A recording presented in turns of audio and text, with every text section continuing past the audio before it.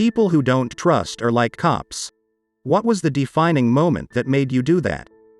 Defining moment. More of a secondary experience, but still my hometown. When two small boys, 8 and 10, were riding their bikes in town and a squad car pulled up alongside them to talk. Why? Because these boys were covered head to toe in bruises. That's not an exaggeration. They looked like they'd been in a barrel of stones rolled down a bumpy hill. The oldest saw the opportunity to escape their abuser and told the officers what was happening at home. Officers escorted the boys home. Whereupon they see that the abuser is the deacon at the church, tell him what the boys accused him of, and then come into the home and have freaking coffee with him. Reminds me if the time I called the cops 'cause my dad kept hitting me plus beating me with his crutch. I was 15 to 16 at the time. All that cop done was say, belting isn't a form of abuse. I had massive bruising all up and down my legs, some so dark they looked straight black. Cop asked me if I had been arguing with my father. Of course I said yes. Looking back, there was victim blaming. When I was 16, a friend called and said her stepdad was hitting her mother and could I pick them up and take them somewhere else. I go over, they put some belongings in my car, and the police roll up. They go talk to the grown-ups and eventually go through the stuff in my car. There was a bong in a box. I didn't know it was there. I didn't even know her mom smoked pot. So they start asking me questions and I'm like, that guy hit her and I came to give her a ride. I didn't go through her stuff, and they get increasingly hostile like a kid who just got their license as a hardened drug dealer or something. The mom told them it was hers and they took her to jail. The man who had been hitting her got to just stay home and have no consequences. In summary, water pipe equals terrible crime. Domestic violence is not a big deal. A girlfriend of mine had an intruder attempt to assault her in her home. She managed to get him to leave and she called the police. When they arrived, they searched her house. They found marijuana plants in the basement and arrested her. When they broke my mom's back after my dad committed suicide because they thought she killed him, despite my aunts and uncles being in the same room, telling them what happened. She was real small, and when they threw her down on the ground and handcuffed her, they broke her back and they didn't get her medical help for 3 days. During the investigation, they managed to convince my oldest sister that my mom killed our dad. My mom was allowed to see us after a day, and when we seen her, my oldest sister wouldn't speak to her. She was 13. My mom suffered neurological damage from the trauma and couldn't speak without a severe stutter for 3 years. We all went to therapy, but my mom had to go to numerous speech therapists and psychologists because of it all. I still have the police report from that night. My brother got arrested for DD and I witnessed the whole thing, and I was 100% sober. At his hearing before the magistrate, the 2 cops lied their ass off. They struck a deal and I didn't have to testify. Also, I got pulled over by a state trooper for speeding, guilty. He said that he would knock it down to an offense that wouldn't get me any points against my license. So, I didn't fight it in court. Sob if I didn't get a letter from the state with points. Lamest way of tricking me into not dragging him into court. My child's father beat the F out of me. I knew it was coming, so I called my mom and left my phone under a pillow. She called police for a wellness check. While I pack my baby, and I shit you not, the police are questioning me, with bruises. And both men are like, "Are you sure you don't want to give him another chance?" He seems really sorry. When I said no, they let me know I can go to the station to make a report. It was 3 a.m. When I got there, no one was inside or at the desk. All the lights were turned off. I ended up just going to my parents' house because the baby needed to sleep or she was going to freak out. That's just so horrible how they just practically said, "Hey, I know this guy was beating you and all, but why don't you give him another chance? He's really sorry," laughing face. Then they had the audacity to send you to a closed police station. That's so cruel. When I was young, my stepfather punched me so hard I was knocked out. My mother couldn't wake me and called the paramedics. Sheriff's deputies came too. When they woke me up and ascertained what had happened, they sent my stepfather for a walk to cool off. When he was gone, the first thing they said was, "What did you say to make him angry?" Not, "We're sorry this happened," or, "It's wrong for him to do that." The second thing they said was, "If you knew it was going to make him angry, why did you say it?" F those guys. To serve and protect, he didn't go to jail, and when he returned home, he beat my mom for calling the squad and broke her collarbone. She had to drive herself to the hospital. It's still that way. My ex punched my daughter and so she left to come to my house. I had a court order that if she was uncomfortable at his place, she could always come to mine. Despite that, the cop said that she must have mouthed off and had it coming, and if I did not send her back immediately, he would arrest me. I filed a report but nothing ever came of it. I was in the U.S. Army for a few years as military police back in 2012. They literally took me off the road and made me work in the office station almost immediately at every base I was ever stationed at, specifically because I wasn't handling domestic violence, abuse calls correctly. My way of handling it was arresting the soldier, spouse, what you have, and bring them to the goddamn station where I assumed they'd be processed and sent the hell away to jail or dishonorably discharged for beating their kids, spouse or something. And every single time I did, I got yelled at until the watch commander inevitably removed my position from the road and stuck me with being the office bitch. The people I arrested never got reprimanded of any kind, and typically went back home to continue the abuse for calling the MPs in the first place. Unfortunately, we had civilian cops working alongside us daily at the on-post police stations, which showed me that civilian police employment won't be any better for when I get out of the army. I've never worked in law enforcement since, and I never will again. It's too depressing. I chose that years ago because I honestly thought we were supposed to help people, and I almost never saw an ounce of that. I had a similar incident when I was a teenager, except it was 3 bad neighbors who beat me up just looking to be tough guys on a Friday night. I called the cops. He saw that I was obviously beat up but kept telling me, "Can't do anything because an officer didn't see it." I had witnesses and actually knew the air bad. Doesn't matter. I asked if that went for me too. If I do anything and it's not witnessed by a cop, nothing will happen? Oh no. Now that you said that you would be arrested.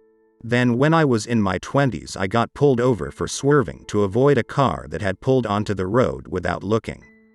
A cop had to swerve slightly to avoid hitting me, so he pulled me over and gave me a ticket.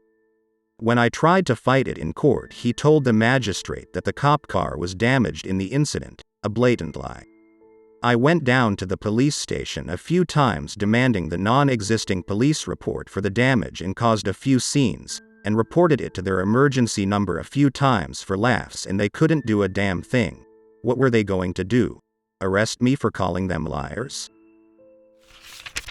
When I was 8 and the cops were looking for my 17-year-old brother who had, reportedly, stolen a truck. They banged on the door for 2 minutes and it felt like the entire house was falling in when they kicked the door down and came inside. They went into each room and screamed at us, but my mom telling them that my brother didn't return home tonight. They went through his room, upended everything, and broke the window brace that kept people out. I remember having nightmares for months. My other older brother, 10, and I slept in my mom's bed for an entire week because we were so scared. Turns out, my brother didn't steal the truck. He wasn't even conscious when it happened. He was at a friend's house sleeping off a party. No truck to be found. He was never convicted for the truck. This might be a radical opinion, but I don't think cops should be allowed to destroy your stuff or throw all your stuff around. I think they should be required to pay for damage they cause. I also think they should be required to have a warrant. We must end qualified immunity. I knew someone in the force. He told me this story about this too, ace policemen who were so popular among the chiefs that they were lent around to different stations all the time. So my dude was curious why the hell were these guys so popular, because they didn't seem like anything special, so he gone up to their assigned desk to ask their secret. As he reached the desk, he seen an awfully wide ticket book. This is what they called the paperwork for tickets they written up to people. On top of the stack there was a ticket basically saying, "Shade of green in ID doesn't match the entirety of the vehicle." The problem with that ticket is with the entirety part. It means that instead of checking if the vehicle's whole color is matching, they were hunting for damaged vehicles where they pointed at rusted, scratched and dirty parts and declared that it's finable. These guys were favorites because they made thousands of bullshit fines to generate revenue for stations. My town had this same deal. People got pissed and took that thing to court. Judges were so swamped with so many BS fines being fought, they pretty much went on the side of the civilians. My dad was fined for parking in a handicap spot even though he was disabled and had the sign for it. It was Super Bowl Sunday. One had hung out with some friends and my old lady was pissed. It was late and it got cold. I was wearing shorts because it was on the warmer side that afternoon. I had to get to my place, but I was freezing, so I started to jog through this alleyway.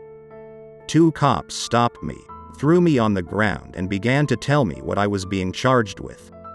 While on the ground, not letting me up, they explained to me that I roughed up some people at a party and was fleeing the scene. After numerous attempts to explain my situation, they said they have a witness. They had apparently ID'd me and I was gonna go to jail. It wasn't until I heard over the radio that they caught the actual guy that I was let free. Now this is a very tame story to the shit that goes down, but I'm just saying, anecdotally, that cops might not have your best interest in mind. Be careful, might catch a charge for jogging in an alley. I had cops chase me one time and then when they caught me, one of them actually said to me, "Why did we chase you?" "I don't know, that seems like your job." They weren't even investigating anything in the neighborhood. I call cops like that Jack Russells. Running around hyperactive as hell. They don't really know what's going on, but boy are they super excited to be involved.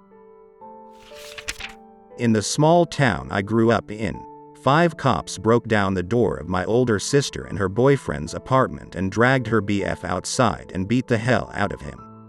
One punched my sister in the face when she tried to intervene, knocked her out cold.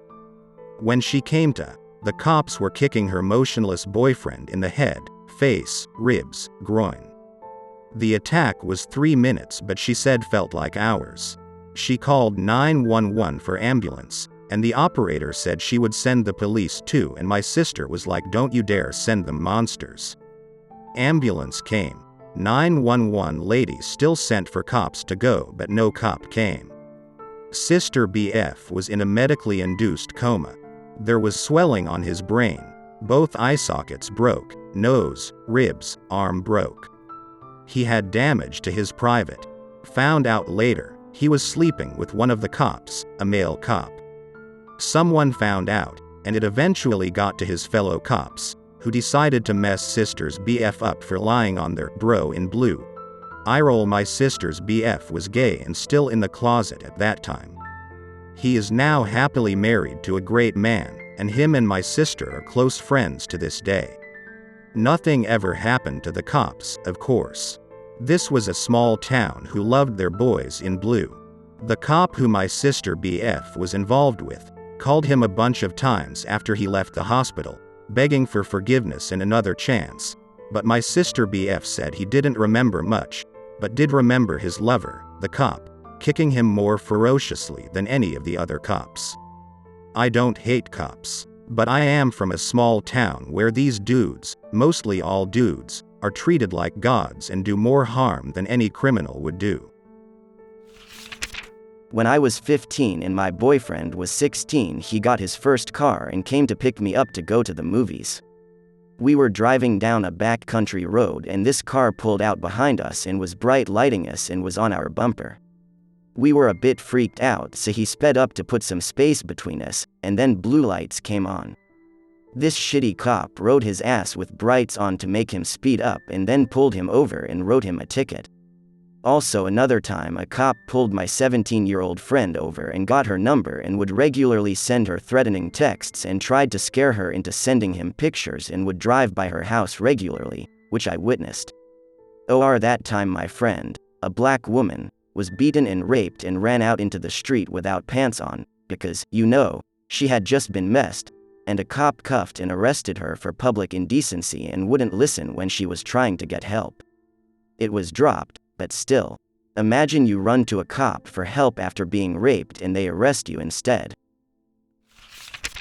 The first story happened to my great-grandpa when he was on his Harley.